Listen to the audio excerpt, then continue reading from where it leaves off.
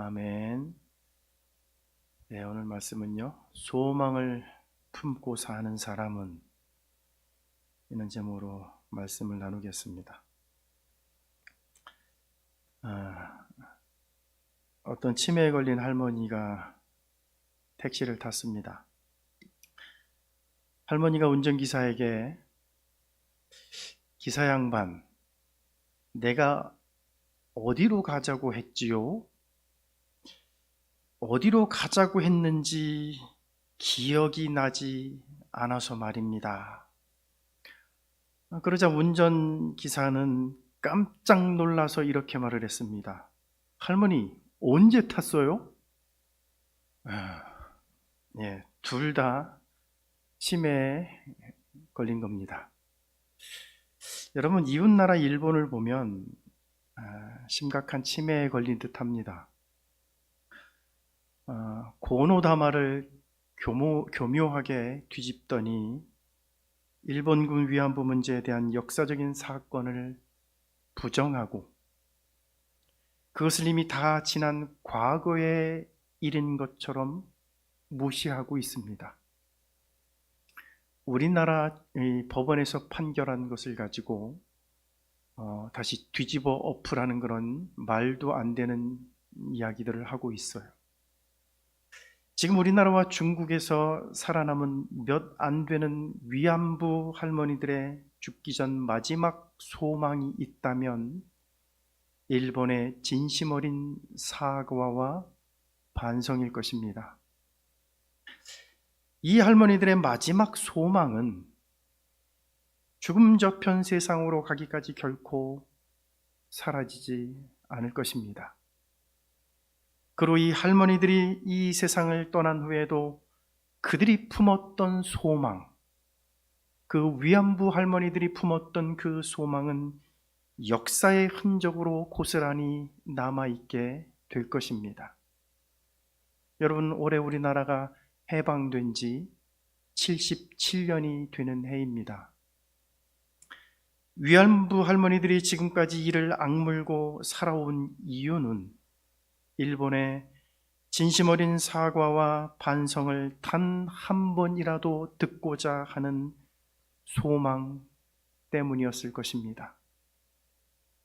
다시 말하면 그 소망이 과거의 아픔과 상처를 이겨내고 지금까지 살도록 한 삶의 원동력이었던 것입니다. 여러분, 오늘 본문에도 보시면 소망에 관한 이야기가 나와요. 사도 베드로는 흩어져 있는 나그네, 지금 고난을 겪고 있는 디아스포라 그리스도인들을 향하여 산 소망에 관한 이야기를 하고 있습니다.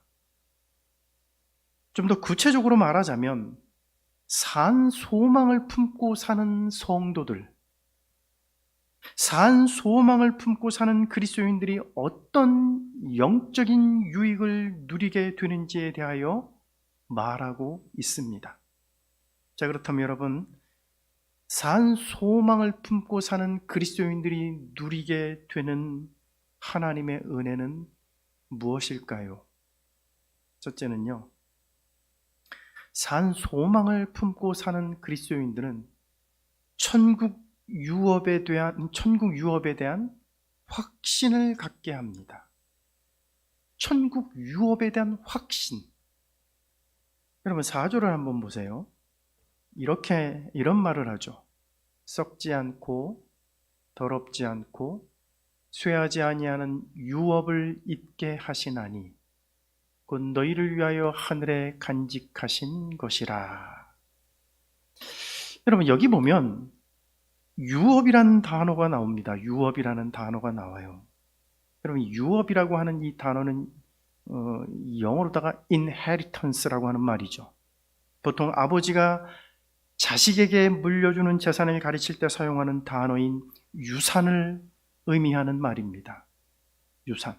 여기 나오는 이 유업이라는 말은요, 결국 유산이라는 얘기예요.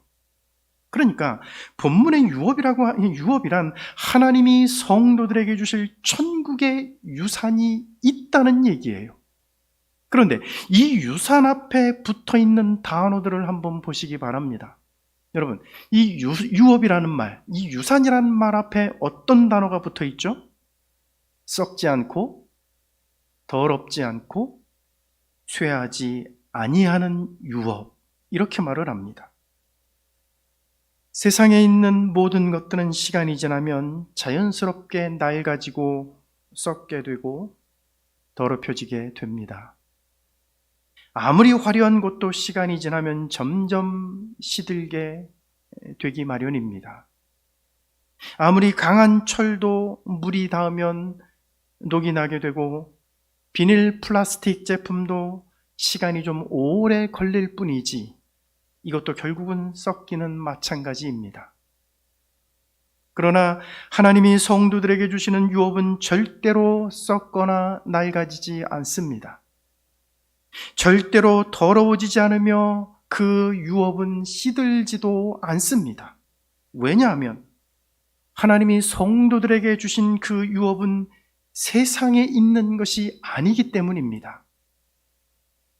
바로 천국의 유업이기 때문에 그렇습니다. 여러분, 4절 뒷부분을 한번 보세요. 거기 뭐라고 말합니까? 4절 뒷부분에 곧 너희를 위하여 하늘에 간직하신 것이라 그래요. 너희를 위해 하늘에 간직했다. 하나님이 예수 믿는 성도들에게 주시는 유업은 바로 하늘에 간직하신 것이라고 말을 해요. 따라서 절대로 변질되거나 시들거나 없어지지 않는 것입니다. 그래서 예수 그리스도 안에서 소망을 품고 사는 사람들은 천국 유업에 대하여 확신을 가질 수밖에 없게 되는 겁니다. 여러분, 고대 세계 7대 불가사의라고 얘기를 들어보셨습니까? 고대 세계 7대 불가사의 또는 고대 세계 7대 경이로움, 그렇게 표현하기도 해요. 주전 350년경에 세워진 마우솔루스라고 하는 무덤이 있어요. 마우솔루스 무덤이요. 그 규모와 크기와 그 장식이 매우 복잡하고 특이하고 매우 웅장해서 이 세상에 있는 모든 대형 무덤, 초대형 무덤의 원조라고 말하는 것이 바로 마우솔루스 무덤이에요. 그리고 다이아나 여신 숭배의 중심지였던 에베소의 아테미 신전, 사도행전에 나오는 그 신전이죠. 그리고 바벨론의 느부갓네살 왕이 만든 공중 정원, 올림푸스시에 세워진 높이 40피트 높이의 제우스 신상, 이집트 톨레미 왕의 등대, 로데섬의 콜로수스, 그리고 이집트의 피라미드. 여러분, 이것들이 고대 세계 7대 불가사의라고 말을 합니다. 그런데 여러분, 그것들이 지금은 다 어떻게 되었습니까? 마우솔루스 무덤의 유물들은 지금 다 없어져 버렸습니다. 지금 그곳에는 폐허의 흔적만 남아있고, 그곳의 몇몇 유물, 그 잔해들은 영국의 대형 박물관의 전시품으로 남아있을 뿐입니다. 에베소의 아테미 신전은 262년에 고트족에 의해서 멸망당했고, 바벨론의 공중정원은 더 이상 세상에 존재하지도 않습니다. 올림푸스 제우스의 신상은 비잔틴 시대에 없어졌고, 이집트의 톨레미 왕의 등대는 14세기 지진으로 붕괴되고 말았습니다. 로데섬의 콜로수스 역시 같은 운명으로 사라져 버렸습니다. 7대 경이로움, 7대 불가사의라고 말하는 것 중에 지금은 딱 하나, 이집트의 피라미드 하나만 남았어요. 그리고 그 불가사의라고 생각했던 이집트 그 피라미드가 점점 그 정체가 고고학자들에 의해서 지금 밝혀지고 있어요. 이제 더 이상 불가사의가 아니라고 말을 합니다. 여러분, 모든 것이 그렇게 다 사라지고 없어져 버렸어요. 모든 것이 다 무너지고 없어졌습니다. 그러나 하늘에 간직되어 있는 유업은 도난이나 붕괴나 부식의 위험이 없습니다. 결코 썩거나 더럽혀지거나 시들어지지 않습니다. 마태복음 6장 20절에 보면 이런 말이 나와요. 오직 너희를 위하여 보물을 하늘에 쌓아두라. 거기는 좀이나 동록이 해하지 못하며 도둑이 구멍을 뚫지도 못하고 도둑질도 못하느니라. 하늘에 있는 것들, 천국에 있는 것들은 절대로 변질되거나 없어지지 않습니다. 누군가가 훔쳐갈 수도 없습니다. 따라서 소망을 품고 사는 성도들은 천국 유업을 확신할 수밖에 없는 것입니다. 썩지도 않는 유업을 걱정할 이유가 없기 때문입니다. 더럽혀지지도 않고 시들지도 않으며 누군가가 훔쳐갈 수도 없는 천국 유산에 대하여 걱정할 이유가 하나도 없다는 것입니다. 이것이 바로 산 소망을 품고 사는 그리스도인들이 누리게 되는 은혜요 축복입니다. 두 번째는요, 산 소망을 품고 사는 성도들이 누리는 은혜는 하나님의 능력 안에서 보호하심을 받습니다. 5절을 보세요. 너희는 말세에 나타내기로 예비하신 구원을 얻기 위하여 믿음으로 말미암아 하나님의 능력으로 보호하심을 받았느니라. 여러분, 여기 보시면 하나님의 능력으로 보호하심을 받았느니라는 말이 나오는데, 정확하게 말하면 보호하심을, 그러니까 지금까지 보호하심을 입고 있느니라, 그런 말이에요. 다시 말하면 하나님의 보호는 과거에 한 번 받은 것으로 끝난 것이 아니라 지금도 하나님의 보호는 계속되고 있다는 말입니다. 여러분, 오래전에 이 나폴레옹의 군대가 적국을 통과할 때 일이었습니다. 예수를 잘 믿는 어느 한 과부가 아이들과 함께 살고 있었습니다. 그녀는 나폴레옹의 병사들이 혹시 자기 집으로 들어와서 재산을 빼앗고 사랑하는 아이들을 잡아가거나 생명을 해치지 않을까 매우 두려워했습니다. 그날 밤 가정 예배를 드리며 아이들과 한자리에 모여서 그 여인은 사랑하는 자녀들에게 이렇게 말을 했습니다. 그리고 사랑하는 자녀들에게 이렇게 말을 했어요.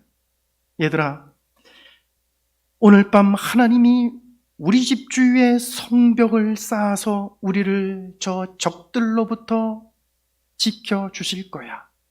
오늘 우리 함께 예배를 드리며 그렇게 하나님 앞에 기도했으면 좋겠다.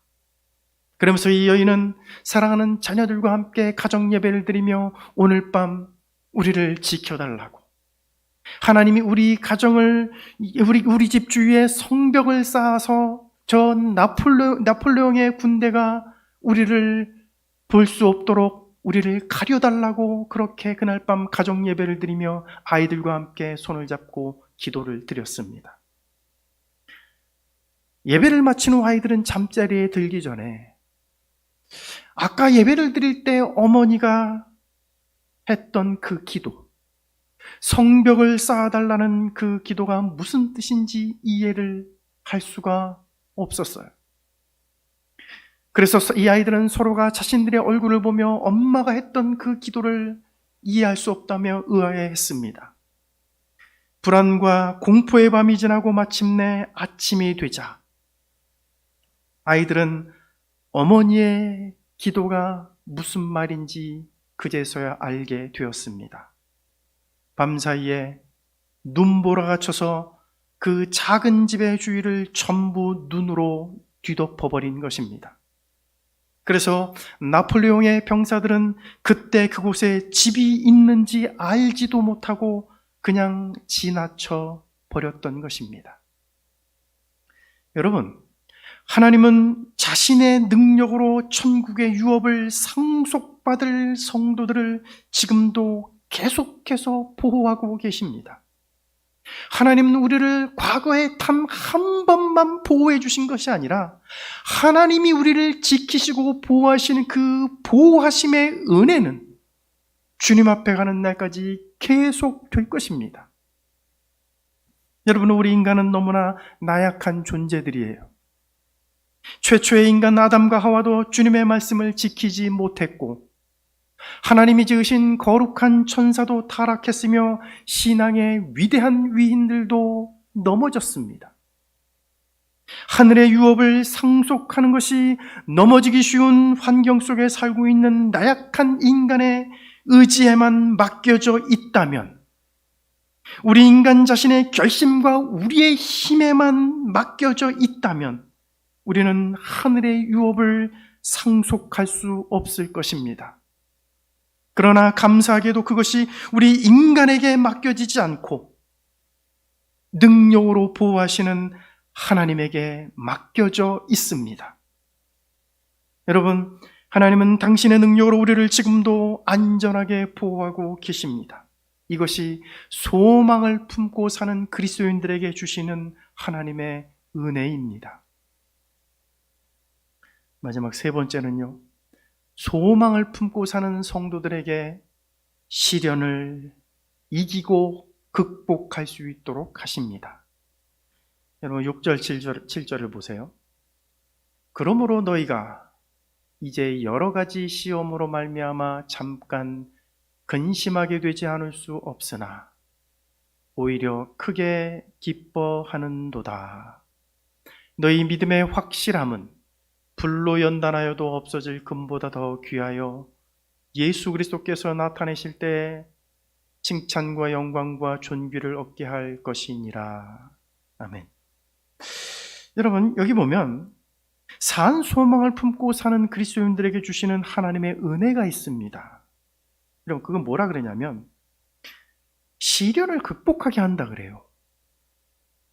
여러분, 여기 이 6절에 보면 그러므로 너희가 여러 가지 시험으로 말미암아, 그래서 거기 시험이라고 그렇게 우리말은 그렇게 돼 있죠. 여러분, 이 시험이라고 하는 이 단어를 영어로 보면 trial 이런 말이에요. 시련. 예? 그러니까 이 단어는요, 당시의 순금과 가짜 금을 판별하거나 감정할 때 사용된 단어였습니다. 여러분, 그리스도인들에게, 성도들에게 시련이 왜 온다고 생각합니까? 여러분, 왜 우리에게 시련이 오죠? 그것도 한 가지 시련, 한두 가지 시련이 아니라 여기 보면요, 여러 가지 시험으로 말미암아. 여러분, 시련이 여러 가지가 온다 그래요. 많은 시련이 온다 그럽니다. 그럼 여러분, 왜 성도들에게 시련이 올까요? 그것도 여러분, 왜 여러 가지 그렇게 많은 시련들이 올까요? 그것은요, 진짜 성도와 가짜 성도를 구별하기 위해서입니다. 시련이 올 때 가짜 성도들은 뿔뿔이 흩어집니다. 자기만 살겠다고 동료를 버리고 신앙도 버리고 도망칩니다. 자기 입장이 곤란하게 되면 자신은 기독교인이 아닌 척하고 주님과 상관없는 척 숨어버립니다. 믿는 척 하다가도 시련이 오면은 다 버리고 도망치는 자들이 가짜입니다. 그러나 그리스도 안에서 참으로 구원받은 성도들, 진짜 성도들은 결코 주님을 등지고 완전히 멀어지지 않습니다. 잠시의 방황은 있을 수 있어요. 그러나 결국에 주님 안에서 다시 하나님과의 관계를 회복합니다. 여러분, 시련이란 말이 순금의 그 진짜와 가짜를 구별할 때 사용하였듯이 우리에게 찾아오는 시련은 우리의 신앙의 진정성을 드러내 줄 것입니다. 자, 그런데 사도 베드로가 6절 앞부분에서 이렇게 말을 하죠. 여러 가지 시험으로 말미암아 잠깐 근심하게 되지 않을 수 없으나, 여러분 뭐라고 말합니까? 그리스도인도 근심한다고 말을 해요. 여러분, 예수 믿는 사람도 근심할 일이 생겨요. 우리도 고민하고 걱정할 일이 세상 사람들과 똑같이 있어요. 우리라고 다르지 않습니다.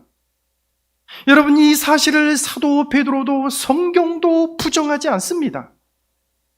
예수를 믿는다고 해서 근심이 비켜가는 것이 아니에요. 예수를 믿어도 근심하고 하나님께 기도하면서도 우리는 걱정할 때가 많고 염려할 때가 많아요. 너의 염려를 다 하나님 앞에 맡겨버리라고 주님이 그렇게 말씀했음에도 불구하고 여전히 우리는 기도하면서도 걱정할 때가 많습니다. 여러분, 우리가 나약한 인간의 몸을 입고 있기 때문입니다. 그러나 여러분, 실망하지 말고 사도 베드로의 말을 주목해 보십시오. 그는 이렇게 말을 합니다.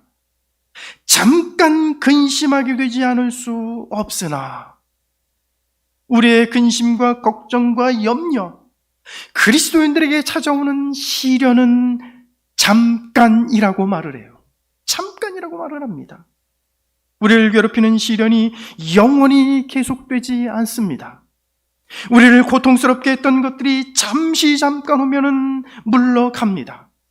더 나아가 우리의 믿음은 많은 시련을 받은 후에 예수 그리스도께서 나타나실 때 칭찬과 영광과 존귀를 얻게 될 것이라고 말합니다. 어떤 왕이 한 길가에 큰 돌을 갖다 놓고 숨어서 누가 그 돌을 치우는가 살펴보고 있었습니다. 여러 부류의 사람들이 그 길로 지나갔습니다. 어떤 사람들은 도로를 깨끗이 치우지 않은 왕을 비난을 했습니다. 왜 이 도로에다가 이 큰 돌을 갖다 놨는지, 왜 이런 거 하나 치우지 못했는지 왕을 비난하고 왕을 욕했어요. 그러면서도 자신들은 그 돌을 치우지 않고 그냥 지나가 버렸습니다. 그런데 어떤 농부가 그리로 지나가게 되었습니다. 그는 채소를 팔기 위하여 그리로 지나가다가 그 큰 돌을 발견하게 되었습니다. 그는 자기 짐을 내려놓고 돌을 도랑으로 밀어 치워버렸습니다. 그런데 그 돌을 치우면서 그는 그 돌 밑에서 지갑 하나를 주웠습니다. 돌을 치우다 보니까 돌 밑에 지갑이 하나 있는 거예요. 아주 커다란 지갑이 하나 있는 겁니다. 그래서 그가 그 지갑을 열자 거기에는 금덩어리들이 가득 들어 있는 것이었습니다. 그리고 쪽지 하나가 들어 있었습니다. 그 쪽지에는 이렇게 써 있었습니다. 이 금덩어리는 누구든지 이 돌을 치우는 자의 것이다. 여러분, 우리가 만나는 모든 장애물과 시련 밑에는 우리의 왕이신 하나님께서 축복의 금덩어리들을 숨겨 놓으셨어요. 우리가 신앙생활을 하다가 시련을 만날 때마다 시련을 피해 도망갈 수 있을 것입니다. 그러나 시련을 피하고 시련 앞에 도망치는 사람은 하나님의 축복이 없어요. 여러분, 우리는 여러 가지 시련이 찾아올 때 도망치는 사람이 되어서는 안 될 것입니다. 시련이 두렵다고 하여 그것을 피하는 사람이 되어서는 안 됩니다. 하나님이 우리로 하여금 시련을 이기게 해주신다고 약속하셨고 예수 그리스도께서 나타나실 때 칭찬과 영광과 존귀를 얻게 해주시겠다고 약속하신 이 말씀을 기억해야 됩니다. 그러므로 오늘 우리는 예수 안에서 산 소망을 품고 우리에게 찾아오는 시련을 이기며 극복하는 사람, 그런 성도들 다 되시기를 주님의 이름으로 축원합니다. 기도하겠습니다.